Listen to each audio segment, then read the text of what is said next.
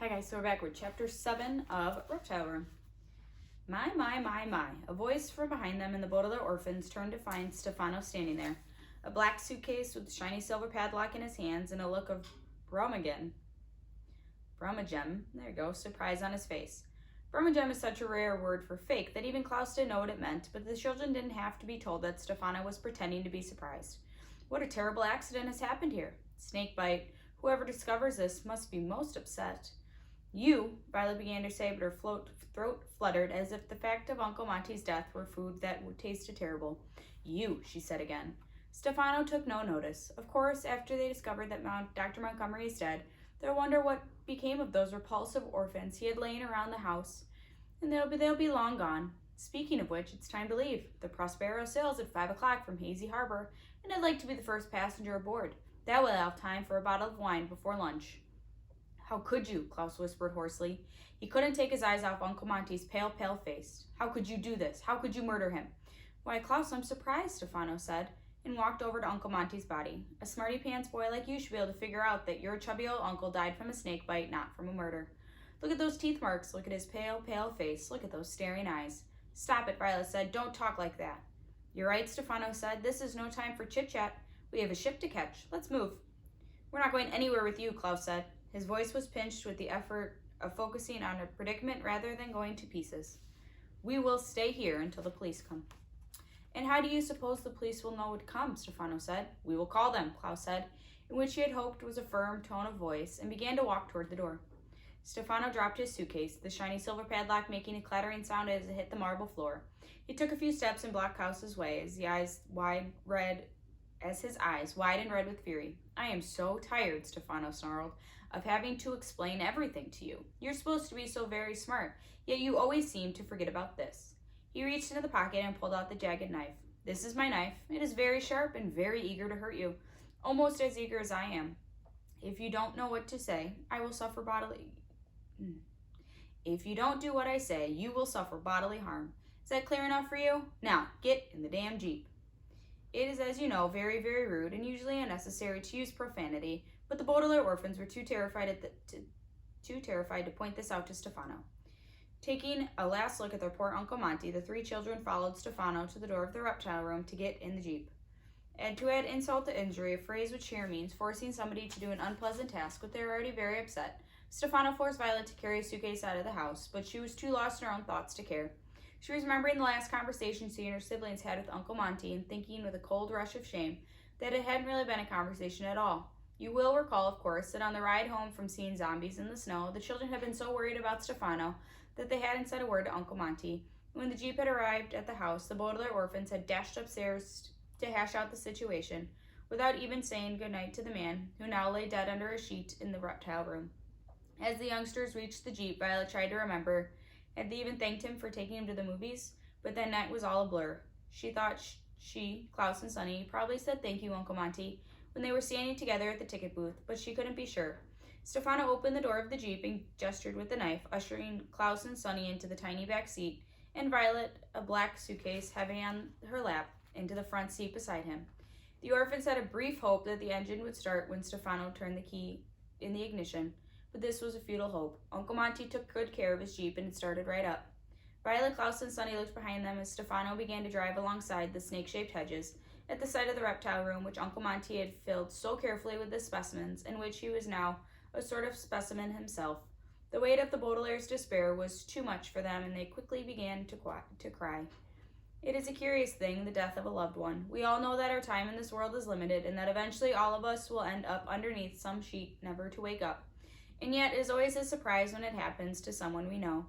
It is like walking up the stairs to your bedroom in the dark and thinking there is one more stair than there is. Your foot falls down through the air and there is a sickly moment of dark surprise as you try to readjust the way you thought of things. The Baudelaire orphans were crying not only for their Uncle Monty but for their own parents, in this dark, curious feeling of falling that accompanies any great loss. What was to happen to them? Stefano had heartlessly slaughtered the man who was supposed to be watching over the Baudelaires, and now they were all alone. What would Stefano do to them? He was supposed to be left behind when they went to Peru, and now he was leaving with them on the Prospero. And what terrible things would happen in Peru? Would anybody rescue them there? Would Stefano get his hands on the fortune? What will happen to the 3 children afterward? These are the frightening questions, and if you are thinking about such matters, they require your full attention. And the orphans were so immersed in thinking about them that they didn't realize that Stefano was about to collide with another automobile in the moment of impact. There was a terrible tearing sound of metal and glass as the black car crashed into Uncle Monty's Jeep, throwing the children to the floor with a jarring thump that felt as if the Baudelaire stomachs up and down in the seat. The black suitcase lurched into Violet's shoulder and then forward to the windshield, which immediately cracked into a dozen pieces, so it looked like a spider web. Stefano gave a cry of surprise and turned the steering wheel this way and that, but the 2 vehicles were locked together and with another thump veered off the road into a small pile of mud. It is a rare occurrence when a car accident can be called a stroke of good fortune, but that was most certainly the case here. With the snake-shaped hedges still clearly visible behind them, the Baudelaire's journey toward Hazy Harbor had been stopped.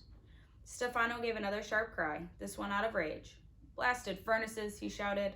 As Violet rubbed her shoulder to make sure she wasn't seriously hurt, Klaus and Sonny got up cautiously from the Jeep floor and looked out the cracked windshield. There appeared to be only one person in the other car, but it was hard to tell, as the vehicle had clearly suffered much more damage than Monty's Jeep.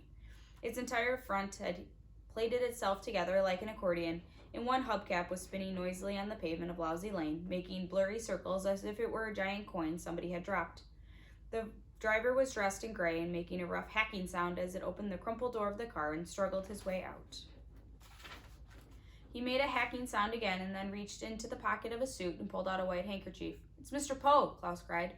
It was Mr. Poe, coughing away as usual, and the children were so delighted to see him that they found themselves smiling, despite their horrible circumstances. Mr. Poe, Violet cried, reaching around Stefano's suitcase to open the passenger door. Stefano reached an arm out and grabbed her sore shoulder, turning his head slowly so that each child saw his shiny eyes. "This changes nothing," he hissed at them. "This is a bit of luck for you, but this is your last. The 3 of you will be back in the car with me and heading towards Hazy Harbor in time to catch the Prospero, I promise you."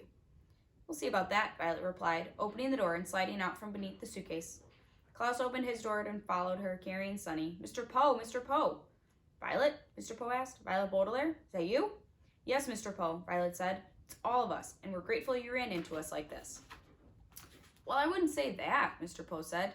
"This was clearly the other driver's fault. You ran into me." "How dare you!" Stefano shouted and got out of the car himself, wrinkling his nose at the smell of horseradish that filled the air. He stomped over to where Mr. Poe was standing, but halfway there the children saw his face change from one of pure rage to the Brummagem confusion and sadness. "I'm sorry," he said in a high, fluttery voice. "This whole thing is my fault. I am so distressed by what has happened that I wasn't paying attention to the rules of the road. I hope you are not hurt, Mr. Poe." "It's Poe," Mr. Poe said. "My name is Poe, and I'm not hurt. Luckily, it looks like nobody was hurt. I wish the same could be said for my car. But who are you, and what are you doing with the Baudelaire children?" "I'll tell you who he is," Klaus said. "Please, Klaus," Mr. Poe admonished, a word which here means reprimanded Klaus even though he was interrupting for a very good reason. It is not polite to interrupt. "My name is Stefano," Stefano said, shaking Mr. Poe's hand. I was, Dr. Montgomery's assistant." "What do you mean was?" Mr. Poe asked sternly. "Were you fired?" "No, Dr. Montgomery." "Oh, excuse me." Stefano turned away and pretended to dab at his eyes as if he were too sad to continue. Facing away from Mr. Poe, he gave the orphans a big wink before continuing. "I'm sorry to tell you there's been a horrible accident, Mr. Doe. Dr. Montgomery is dead." "Poe," Mr. Poe said. "Is he dead? That's terrible. What has happened?" "I don't know," Stefano said. "It looks like a snake bite to me, but I don't know anything about snakes.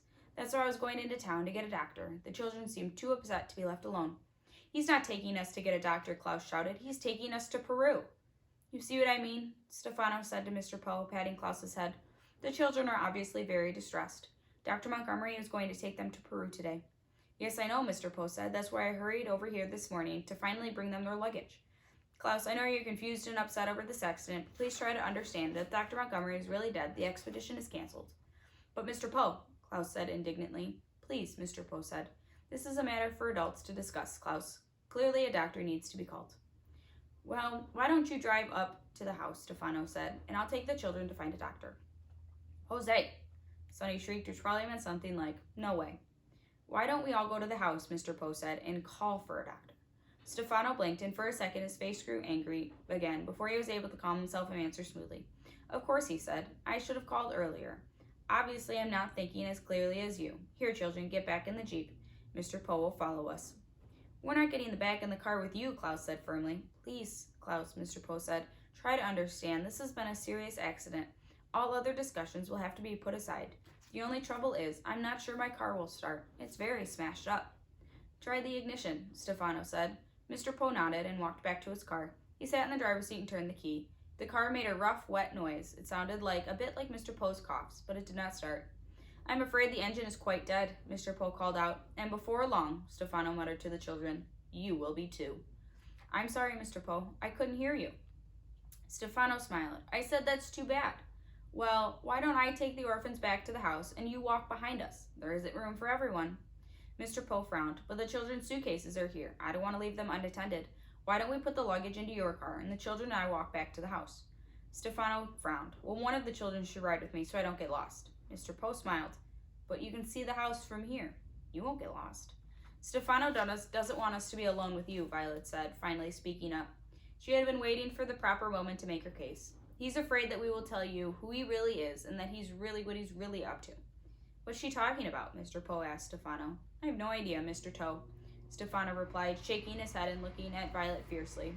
Violet took a deep breath. This man is not Stefano, she said, pointing him out.